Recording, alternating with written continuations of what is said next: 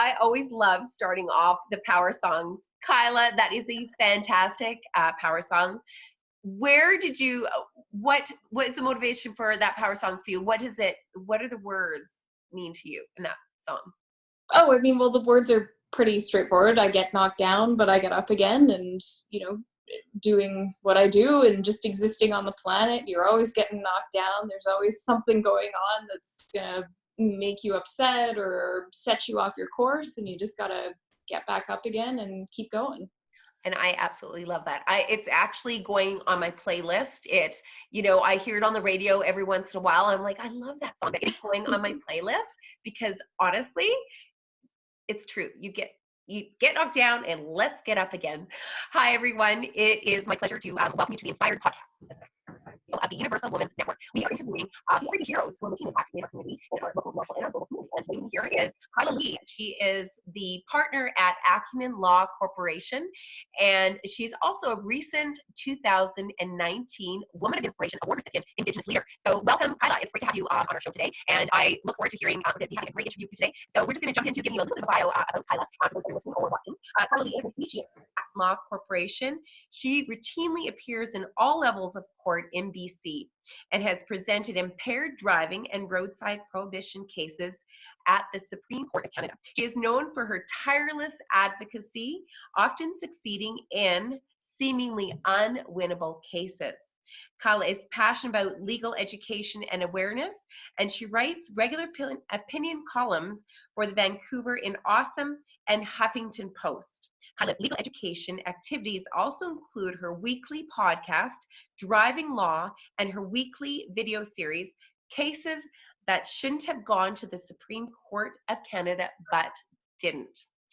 As an outspoken defender of the Charter of Rights and the rules of law, Kyla Lee has appeared before the House of Commons Justice and Human Rights Committee 3 times, before the Standing Senate Committee, and on Constitutional and Legal Affairs, to provide expert testimony about various government bills. And I would love to hear more about that from you in our conversations. In addition to legal education and advocacy activities, Kyla volunteers as a mentor in the Canadian Bar Association and lectures at the UBC Indigenous Community Legal Clinic biannually.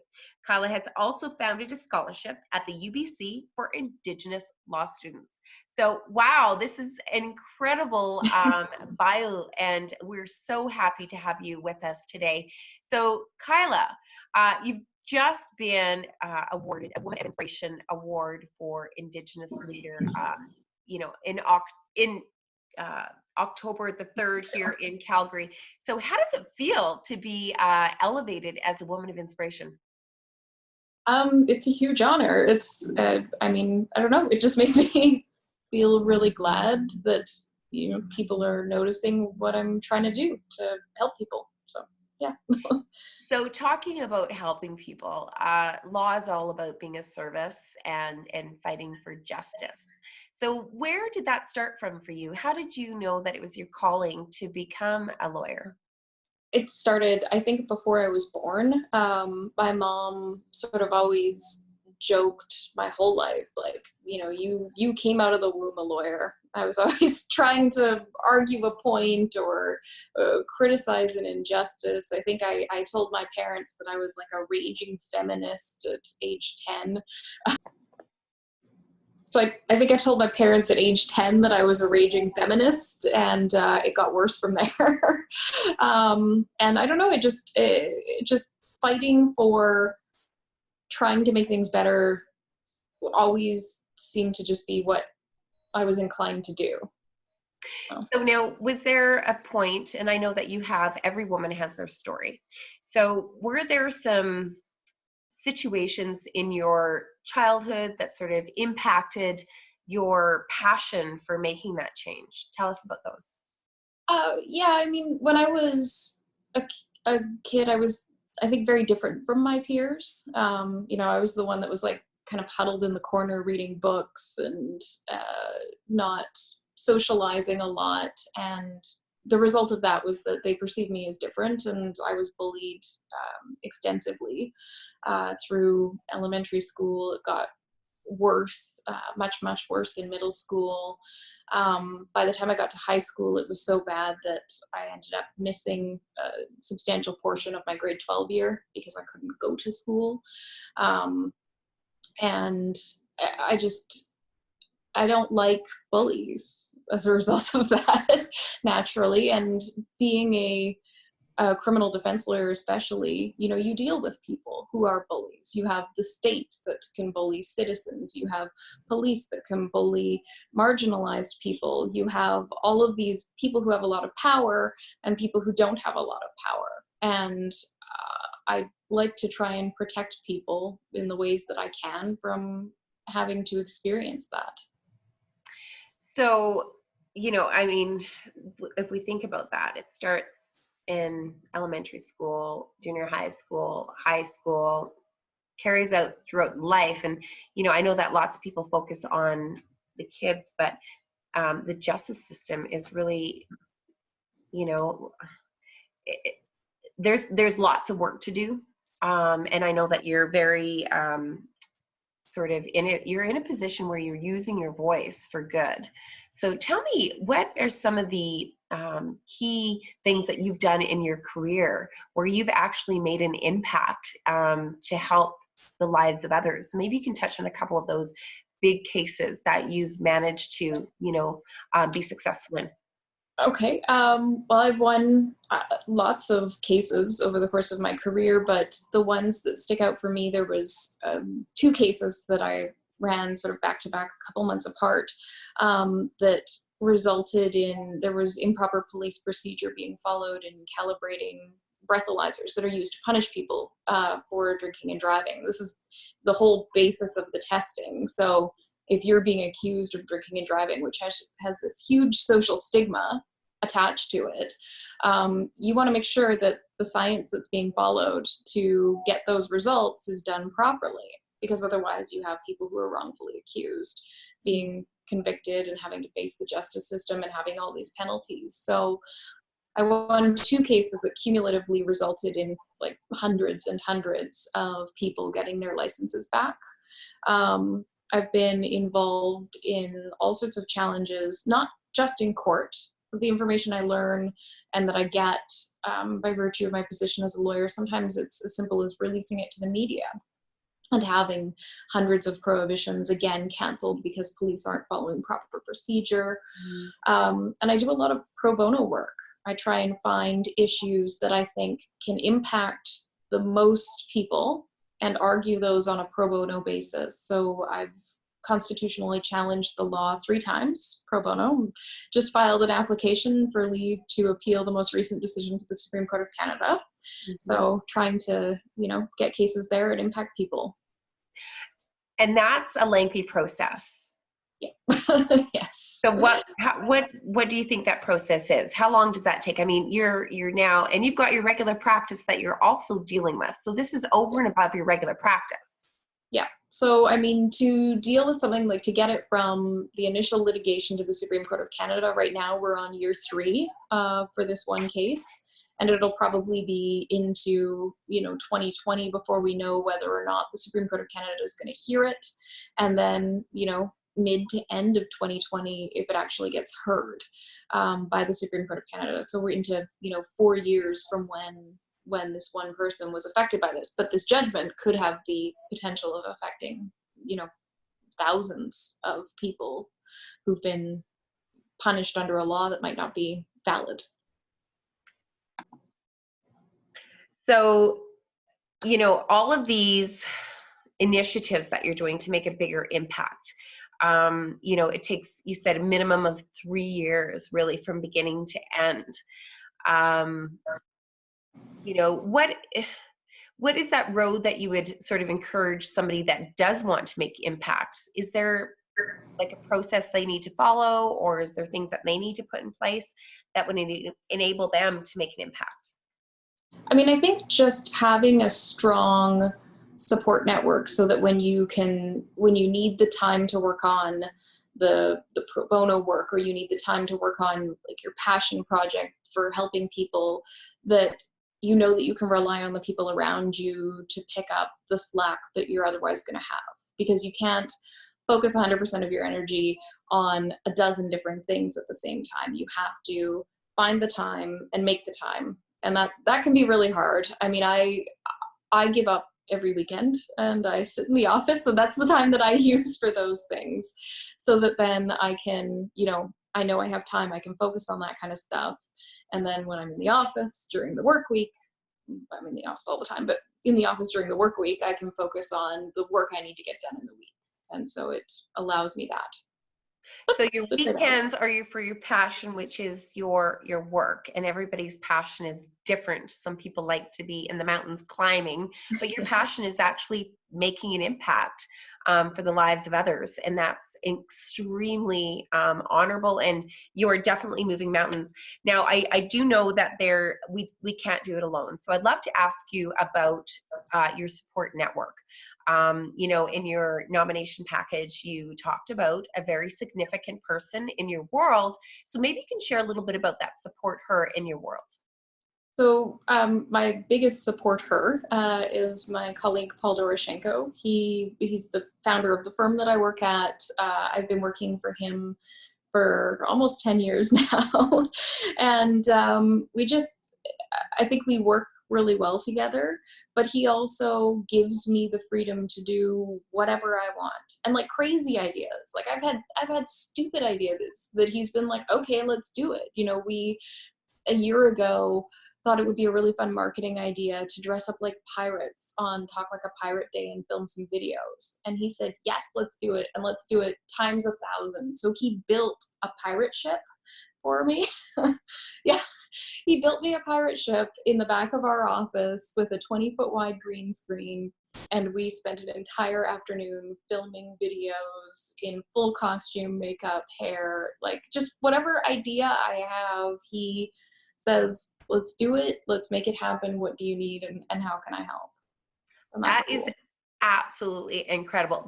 So for those that are watching, we launched Support Her is to elevate the male champions for women in their networks, communities, and workplaces. And it's just so great to see that there are, and we know they exist. We know you men exist that are champions for women, but to go to that level and just really provide you with that blank canvas so you can, explore and experiment, that's truly a gift. And, did that have something to do with you opening up your own podcast? Where was that kind of the next step for you, or had you already started moving down that road to sort of tell us a little bit about the podcast? I'll let you talk. Yeah. Okay. So I do a podcast. It's every Friday. There's a new episode called Driving Law. Paul is usually my go-to guest because he's available and he makes himself available and finds the time for me for it. But it was just an idea I had. I know there were a lot of really great podcasts out there, and I thought I want to try this. So, again, he did everything that I needed to make it happen. Got recording equipment, built like a little recording studio for us to do it in, with like a soundboard and all these things, and just made it happen. It was, at the time, it was difficult because there were other people, I think, who were frustrated by the way that he supported me, and they didn't understand that what he was doing was helping me make my vision come to life, as opposed to coming up with ideas for me. And so I did get criticism from some people saying, he's just doing all these things for you. But the reality is that they're my ideas. He's helping me put them into reality. And so I think that part's always been like a struggle, which is, I think people, they often see that, where they see like a man and a woman, and they assume that the woman's successful because of the man, as opposed to the woman's successful because she has great ideas and support from this male person. And I think that's really interesting. So how did you set the temperature in your workspace to sort of put those fires out from, say, the people that just didn't have that full understanding of where those ideas came from? Because I think that's really important. I think that a lot of listeners can really relate to that, because women have some amazing ideas and they do have the support mechanisms in place, but people misinterpret where that help comes from as to, hi, I gave her this versus she worked for this. She has built this. She just needed an extra, equipment or support or just, the opportunity to make that happen. So how did you get around that with your own situation? I mean, in part, it kind of resolved itself because those people moved on. So that was good. But also just, putting my foot down and saying, I'm not going to have people talk about me like this and say these things, and I'm going to correct the record with them. And if they don't accept what I say, then, that's their problem, not mine. Right. Well, I certainly see that you've made quite an impact with your podcast. How many years has it been running now? About 18 months. 18 months. So you're almost at the 2-year mark. Congratulations. Yes. That is how many weeks? That's 52 plus another, oh my goodness. Yeah, it's like 79 or 80 episodes, I think, now.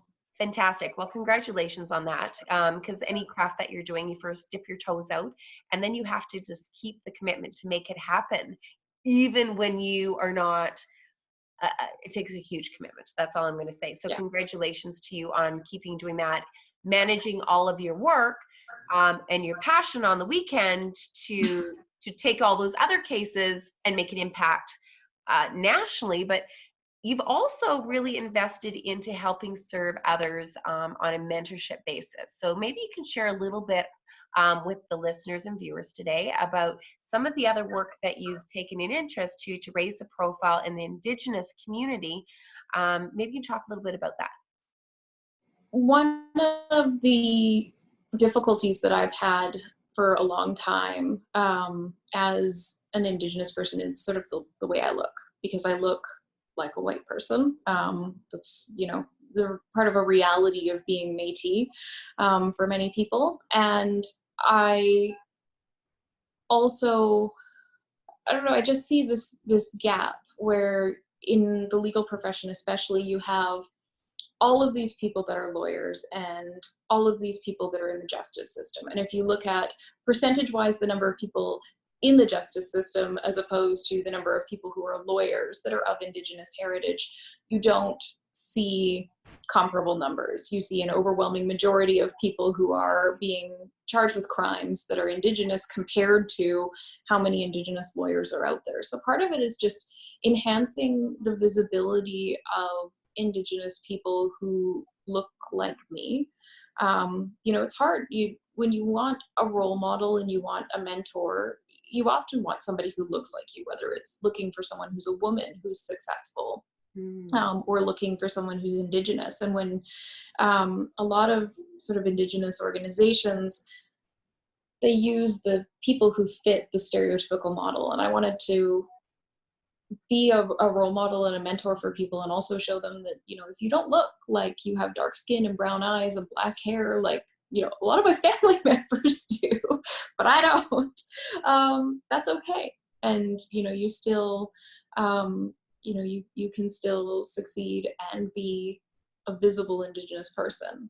I also found like it's harder for Indigenous people. And so if you look statistically at what they're facing, you have a lot of people who are single mothers or who are young mothers, people who are entering law later in life, people who are self-supporting, and not everybody who's Indigenous gets funding from their band or Métis Nation or whoever.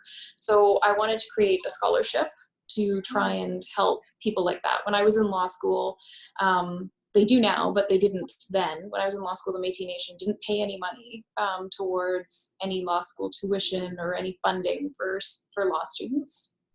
They only covered trades. And it frustrated me because there was always this perception, oh, you get it all for free, but that's definitely not true. You can tell that to my $75,000 debt that I had to pay back.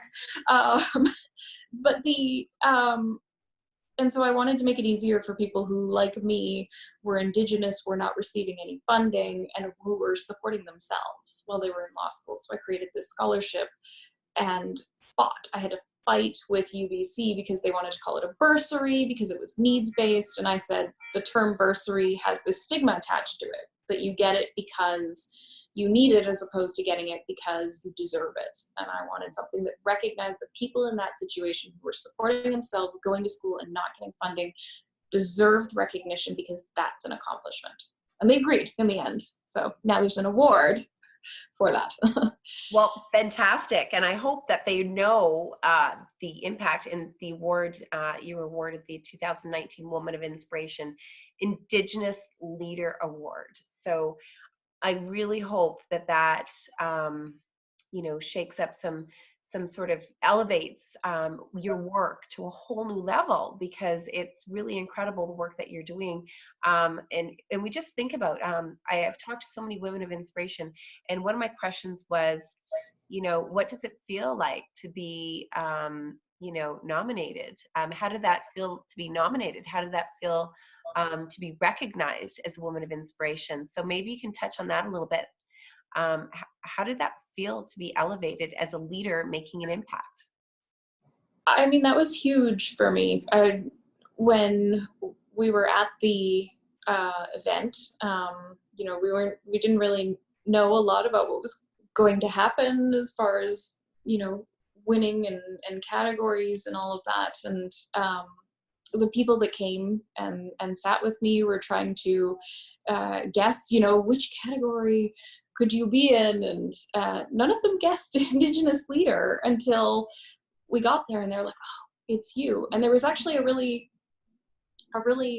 amazing moment for me at the ceremony. My friend Chad, who's one of my supporters, had come. He's articling in Calgary right now, and he brought me a Metis sash and an eagle feather, and told me the story of how he was given the eagle feather at his graduation. He wasn't supposed to get an eagle feather because he was Métis. He was supposed to get something else. And the person who gave it to him said, "No, I think this needs to go with you, and you'll know what it's for." And he told me, and I'm tearing up talking about this, but he told me that he knew that it was for me that night. So it just all kind of came together in this really beautiful way. Well, I've got goosebumps just listening to that, because I certainly am a true believer, and you listen to your intuition, and there is a bigger purpose. And when you're following your purpose, everything falls into place. So that actually, I love that you've shared that story with me, because it's so deeply meaningful. And it really actually being able to honor you in this way, it's even more spectacular to see how much energy has been pushing you in this right direction and confirming that you're on your right path. So this right path that you're on, what are you hoping to achieve as a leader from this point forward, as a woman of inspiration? What do you have any ideas of how you would love to elevate your leadership to the next level? Oh my God, can I think like super big? Can I Yes. say that I want, can I say Really that big, I want to really help big. to, eliminate the gender discrepancy in retention in women in the legal profession? Because if you look statistically, there are more women entering law, but you look at after 10 years, fewer women remaining in law, and correct that historical imbalance of there not being as many Indigenous people working in the courtroom as there are being prosecuted in the courtroom. I mean, if I can do even a small thing to change that, but I'd love to just eliminate all of those discrepancies entirely. But that might be like, setting my sights very high. Well, I think it's already out there. I think you're already well on the path to doing all of these things with your scholarship, with your, taking on the cases that are sort of meaningful, because you're actually, you're proving, you're leading by example. You're taking the road less traveled, and you're definitely earning the respect of your peers, but also a really strong message for the Indigenous community as well, that you can do anything that you set your mind to. And as far as women in law as well, like, it's so important. I guess my next question for you is, have there been any barriers for you, and how did you get over the barriers? I mean, money was a barrier for me. I didn't have a lot of money. I had to work 5 jobs to support myself while I was in school, plus take student loans, plus get a line of credit from the bank. And that was hard. It's hard to sort of spread yourself that thin and still try and graduate and, get good enough grades to get a job and all of that. So that was a big barrier. And it was also hard too, because in Vancouver, there's so much wealth here. And there were people early on in my career when I was still, struggling to pay back my debt, still driving a Kia, still wearing suits that I was buying at Value Village, that were very dismissive of me because I wasn't in, Prada and Chanel, and that was hard. It looking at something that you want to achieve, I wanted to have that kind of financial security, and having people be sort of rude to you because you don't. I don't know. That was a big barrier for me. Boy, there's some really strong messages for those that are listening or watching. Like I think what people don't know, they don't know. And I think that they put on the blinders and they forgot I was that person, or maybe they were blessed. Maybe they had everything given to them, but that's not the reality for most people that are actually pursuing something that they want to do. So it's really being kind to everybody, remembering where you came from, and helping another person on their journey. Would you agree? Those are pretty basic, important things that we can all do without really any money. Yeah, exactly. I mean, we don't, we shouldn't drag each other down because of whatever, perception you have about them based on the way they dress or the, I guess the way they smell. I probably smelled like mothballs. But when you know that they've had to work, and if you are somebody who's come from a very privileged background, I think that's hard. That's hard for a lot of people to be surrounded by that. And it does discourage people from sort of entering these professions. Lawyers are always looked at as being wealthy. That's not always the case, or even often the case, but it's a public perception, and it keeps people from trying to enter this arena and keeps people from trying to pursue a dream they have because they don't feel like they belong. So powerful. So words of encouragement for somebody that is just thinking about it and they're listening to you going, oh, I love her inspiration because she's just given me a whole bunch of, confidence that, I can have it because she did it. So what's one word of advice or two words of advice that you give to somebody that is thinking about entering the field of law and they know there's going to be barriers? So what would you tell them out of the gate just to help them on their journey? Well, if I can swear, the thing I tell myself often is, fuck them if they can't take a joke. Which doesn't necessarily mean that you're a joke or anything like that, but just, you know what? Fuck the people who don't get you. Yeah. So ignore the naysayers. I'm a firm believer in that. Just like, don't pay any attention. Surround yourself with amazing people that want to lift and support you on your journey.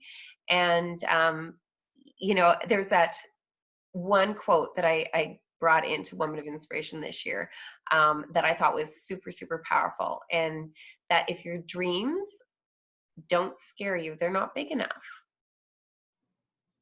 Yep, exactly. I think that's it. We're all on this journey together. I'm super excited to have you in our community as a Woman of Inspiration alumni. I know we have a Mentor Her mentorship program. I know you have lots of mentees and obligations on the way, but just that 1 to 3 hours a month, being able to offer your mentorship to another woman is going to be incredible. I see that as being so value added. And of course, because our community is across Canada, that we could see you mentoring anyone that joins as a mentee from across Canada. So that's pretty cool too, because then you get a bigger voice and a cheerleader and mentor some other woman for potentially another part of Canada too. So that's great. Cool. So we are going to wrap up now. Just is there anything more that you'd like to share with our listeners today? I mean, you're on your path. You've dipped your toes. As I'm going to say that you've taken really great steps to raise the profile of female lawyers, of Indigenous lawyers. And, you know, you've done that really, really well through social media and just getting out there. Was that easy to get started? No, it wasn't easy to get started, but it's kind of like a snowball where once you start rolling, you get bigger and you move faster and more people take notice. And so now I feel like I'm a gigantic snowball rolling downhill. So, well, I love that. And I think that's really important because I don't think that there's enough of that goodness coming through on social media. On, you know, that, I mean, we have a lot of noise and a lot of it is very negative. So I am such a supporter of let's share the good noise, let's share the good vibes where we're helping and serving others and more of it. So I'm a big supporter of the work that you're doing and the channels that you're doing it. So thank you so much, Kyla. It's been a pleasure interviewing you today for the Inspire podcast, interviewing the everyday heroes that are making an impact in our local, national, and our global community. Thank you, everyone. And I look forward to seeing you again. Thanks, Kyla. bye. Thank you.